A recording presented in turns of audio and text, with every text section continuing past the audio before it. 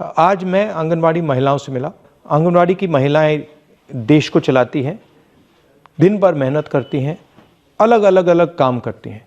इसीलिए इनकी सुनवाई होनी चाहिए, इनकी इज्जत होनी चाहिए। सरकार को इनको इग्नोर नहीं करना चाहिए। सुप्रीम कोर्ट ने 2022 में आंगनवाड़ी वर्कर्स इनका संवैधानिक पद है, उस हिसाब से इनको ग्रेच्युटी लागू होनी चाहिए। और सर 3 साल हो गए हैं, ये सरकार उस बारे में कुछ भी निर्णय नहीं ले रही, सुप्रीम कोर्ट के आदेश को नहीं मान रही है सर। तो ये ग्रेच्युटी सुप्रीम कोर्ट ने जो दिया आदेश, वो इस सरकार से लड़ के हमें लेना है, और उसमें आपकी भागीदारी बहुत महत्वपूर्ण रखती है। दूसरा मुद्दा है कि गुजरात हाई कोर्ट ने बोला है कि आंगनवाड़ी वर्कर्स को परमानेंट करिए, और जब तक परमानेंट नहीं कर रहे हैं तब तक इनको 3 क्लास का वेतन दो। तो वो भी मुद्दा उठाना चाहिए कांग्रेस पक्ष ने इसी लोकसभा में। बाल विकास नाम क्यों पड़ा? बच्चों का विकास ना है, माताओं का विकास है। और देश से कुपोषण दूर हुआ कि नहीं हुआ, ये हमारे स्वर्गीय इंदिरा गांधी जी का है, जिस समय के हम लोग शुरू किए थे। आप कुछ कहना चाहते हैं? राशन हम पकाते हैं आंगनवाड़ी सेंटर में, उसका फ्यूल का खर्च जो मिलता था वो नहीं दे रहे। 2 साल से जेब से सारा पैसा खर्च हो रहा है। आंगनवाड़ी वर्कर से सुपरवाइजर प्रमोट होने थे 5 साल से, उसका बैन लगा के बेनिफिट कुछ नहीं देना चाह रही है सरकार, लेकिन काम सारा राज्य सरकार वर्कर से ले रही है फ्री में, और अपनी वाहवाही करने में लगे रहते। बेसिकली चाहते हो कि परमानेंट किया जाए जी, और बोनस ग्रेच्युटी दी जाए। ठीक है। न्यूट्रिशन के बारे में 2017 में 8 रुपए देता था सरकार, अभी 2025 8 रुपए किस चीज के लिए? पर लाभार्थी। अभी 2025 में महंगाई इतना बढ़ गई है, 8 रुपए ही देती है। उससे कुपोषण बढ़ता है, कुछ नहीं होता है, बढ़ता है, और कुपोषण बढ़ रहा है, दबा के रखते हैं। सर ये क्या चल रहा है? इसके बारे में, न्यूट्रिशन के बारे में, अच्छा न्यूट्रिशन अगर दे देंगे तो बच्चे कुपोषित नहीं होंगे। ये बहुत बड़ा देश का सवाल है। ठीक है, थैंक यू। आंगनवाड़ी सेविका कांग्रेस की बहुत बड़ी आभार व्यक्त करती है कि आज 28 लाख परिवारों को कुछ भोजन भी मिल रहा है काम करके। और माननीय प्रणव दा जब वित्त मंत्री थे तो 1500 से 3000 रुपया कांग्रेस के टाइम में हुआ था, वो भी बजट सेशन में ही हुआ था। लेकिन आज हम लोग लगभग 10-12 साल से बजट सेशन के लिए, जैसे ऊपर से कुछ टपकेगा मुंह में पड़ेगा, बजट सेशन में कुछ मिल ही नहीं रहा है। जो विचारधारा की लड़ाई लड़ता है, जैसे अंबेडकर जी हैं, गांधी जी हैं, नेहरू जी हैं, हमें सच में इंटरेस्ट है और हमें आपके साथ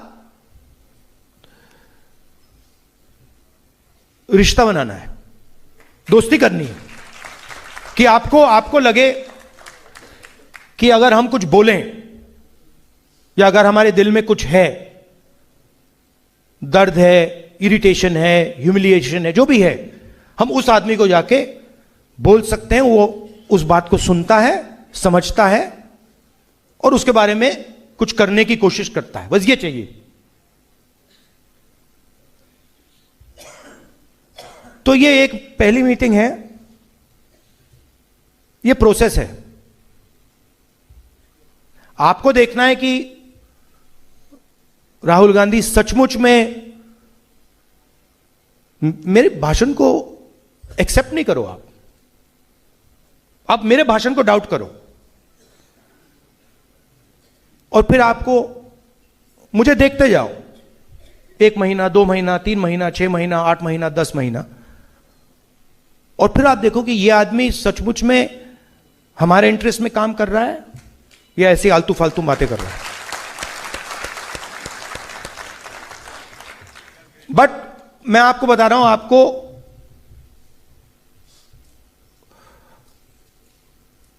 कॉन्फिडेंट रहना चाहिए। ये कुछ नहीं कर सकते हमारा, ये बीजेपी वाले हैं, इनकी बस की नहीं है, ये देश को नहीं चला सकते, ये फ्रॉड है, पूरे फ्रॉड है, टोटल फ्रॉड है, ये मैं बता रहा हूं आपको। ये प्रॉब्लम क्या है कि हम लोगों में यूनिटी नहीं है, हम लोग बटे हुए हैं। जिस दिन हम लोग एक हो गए ना, ये भाग जाएंगे। मेरा पंजाब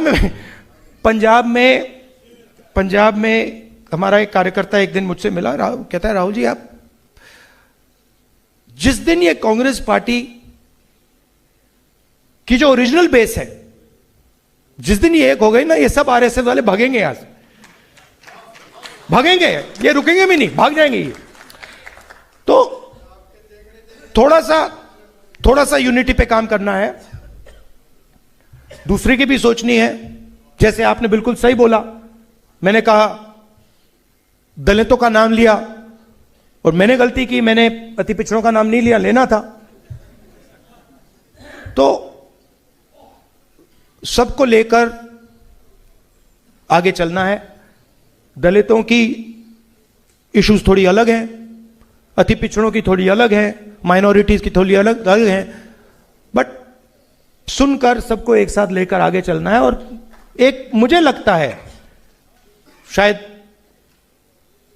थोड़े साल लगेंगे, बट जो एक प्रकार से मोहन भगवत जी ने कहा कि जब कॉन्स्टिट्यूशन बना था तो हिंदुस्तान को आजादी नहीं मिली थी, तो उनका कहना था कि सच्ची आजादी मोदी जी के अंडर मिली, राम मंदिर, जिसमें ना किसी दलित को इनॉग्रेशन में, ना किसी दलित को बुलाया, ना किसी आदिवासी को बुलाया, ना किसी गरीब को बुलाया, अदानी जी अंबानी जी को नचा दिया। तो उन्होंने दूसरी आजादी की बात की, मगर एक्चुअली वो नहीं समझे कि वो दूसरी आजादी उनकी वाली नहीं है, वो हमारी वाली है, वो आने वाली है। और उसमें मैं आपको आखिरी बात बताता हूं, उसमें हमें सिर्फ रिप्रेजेंटेशन के लिए नहीं लड़ना है। आप लोग सिर्फ रिप्रेजेंटेशन के लिए लड़े थे, पॉलिटिकल रिप्रेजेंटेशन। कांशी राम जी जिन्होंने बहुत अच्छा काम किया, वो पॉलिटिकल रिप्रेजेंटेशन के लिए लड़े थे।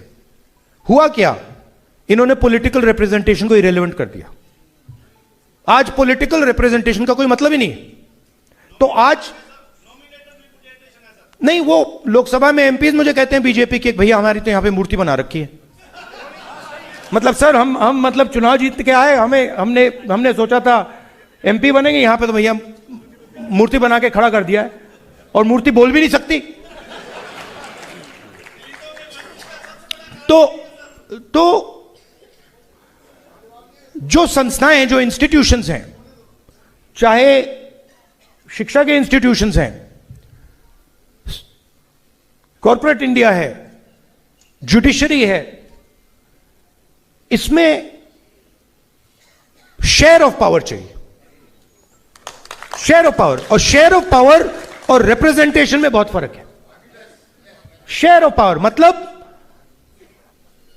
जैसे मैंने आपसे कहा 90 लोग बजट को बांटते हैं, आपने वहां पे 3 ओबीसी दे रखे हैं, 3 ओबीसी अफसर दे रखे हैं, उनको पीछे बैठा रखा है, 50% उनकी आबादी है,